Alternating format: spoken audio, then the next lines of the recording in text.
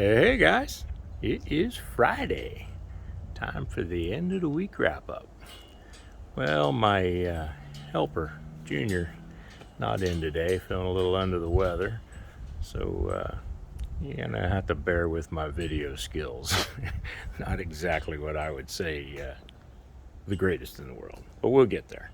So it's a beautiful day here in Florida, about 80 degrees, sun shining. So, well, did a little bit of work on Bob's truck this week, the cab over here, and I started thinking about, there are things that we do, and I just take take them for granted because we've always done it. But it might be helpful to pass along some little odds and ends of tips every now and then. And one of the things that I like to do with these, especially something with a frame, we put in these tubes. We kind of weld a little tube onto the side of the frame rail and run them up inside the cab. And what it does is it allows us a place to run hoses or wires and keeps it nice and clean. Once that's all painted, they'll blend right in with the frame. It'll look pretty neat. But got one little tip that I want to share with you. One of the ugliest things you ever see on these cars, the outsides are gorgeous, but under the dash, people just don't take time with the wiring. So got just a little tip. If you take, back when your car is in metal, okay, you haven't done any of the body work or anything. If you go ahead and take a little pile of sheet metal, make these little strips like this, and you weld those little strips on the firewall underneath the dashboard. It's just a little thin strip of metal. It's nothing fancy. You weld those on the dashboard, and it gives you an ear that you can fold up to hold the wiring. You take a piece of heat shrink like this, and you slide that over that little tab. It protects the wiring, and you can do those every 5 or 6 inches all the way across the front of the dashboard and up on the firewall. It gives you a neat place to basically hide all the wiring, keep it nice and neat and up out of the way. One of my pet peeves is, ugly wiring, and for good reason. If you have to troubleshoot something, chasing down a problem, it's a nightmare to get up underneath a pile of spaghetti. If you got everything ran in nice even rows and, tacked against the firewall, makes things a whole lot nicer. So that's your freebie this week. That's your tech tip. So making some progress. We worked on Brian Wolf's car. This has been a bit of an ordeal. This has a triple disc clutch, and triple disc clutches are a little tricky when you start getting into a hydraulic throwout bearing. You basically have to put the disc completely together. I'll give you a little secret that I learned on this one. But a triple disc, basically, so if you don't know what they are, you have the pressure plate, then there's a disc, then there's a floating plate, there's another disc, and then a floating plate, and then a third disc into the flywheel. Now they are basically set on these spacers, which have a guide pin. You see the pin comes basically all the way out here, and that runs from the flywheel out. So you have to set this up with your typical pilot tool. You put the pilot bearing in, you slide it in. Well, here's the problem. The pilot tool that they give you is only long enough to reach through the first couple of discs, and then it stops. So a little trick that I learned was I throw these in the lathe and I mill this down so that it is smaller than the threads, and it allows you to go a little bit further through.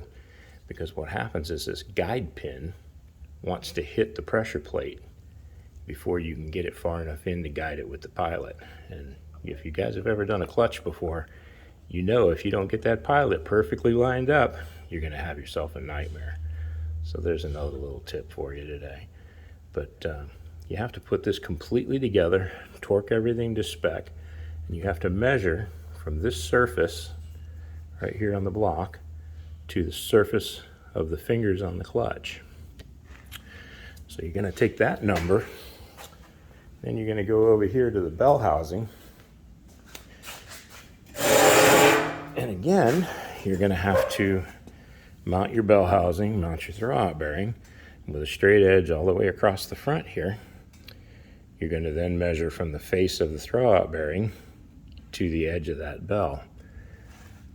And the distance between this face and that fingers on the clutch is what's going to give you basically the measurement that you need, and decide whether you need to shim this out or if it's within spec. Unfortunately, this one is not within spec, and I need to order a shim pack.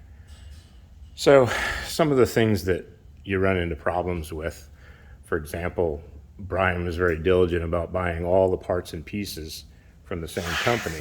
So I got the transmission, the bell housing, clutch and pressure plate, all from the same place. And we're going to call that a kit, for lack of a better term. However, kit didn't come with any hardware to mount the throw-out bearing or the bell housing to the block, to the transmission. So I had to spend a couple of days looking for that, getting all the hardware put together. So that took up a little bit of time, hence being the reason it's not in, because I'm waiting for shims. So hopefully next week, if the shims show up here at the beginning of the week, we'll get this put together, and we'll get that slid down inside the Camaro. Now, meanwhile, while I was waiting for that, shims, we did a little work on the car itself. Went ahead and worked out the steering, putting in the universals and the steering shaft, preparing that, and also the slave cylinder. Basically, this little kit, it's actually a nice kit. It bolts to the firewall and allows you to mount the slave cylinder through the old clutch arm. But again, same old story. I'm showing you this stuff, one, to educate you a little bit, and two, to see the kind of tribulations and trials that we go through. This kit actually tells you right here in the kit to bolt this master cylinder onto that bracket. The problem with it is, if you look carefully, let me see if I can find a way to put this down. If you look carefully at this little flange right here has a stud that comes out, and there's a nut. Well, once you mount that, as the instructions tell you, you can't get this fitting to turn on and off. So just some of the goofy things that we have to deal with. But we'll get that put in there. I got to hold it up there and basically clock that fitting, pull it back down, tighten the fitting, and then we can go ahead and bolt that in. But it's a pretty neat little bracket, fits up underneath there. You can see that bracket right there. Those two studs right here allows the master to bolt inside there, and that'll give him the hydraulic clutch. So making a little bit of progress there. Did some work on the Camaro, and got basically all the body parts are ready for paint, and then realized that hadn't finished the inner aprons.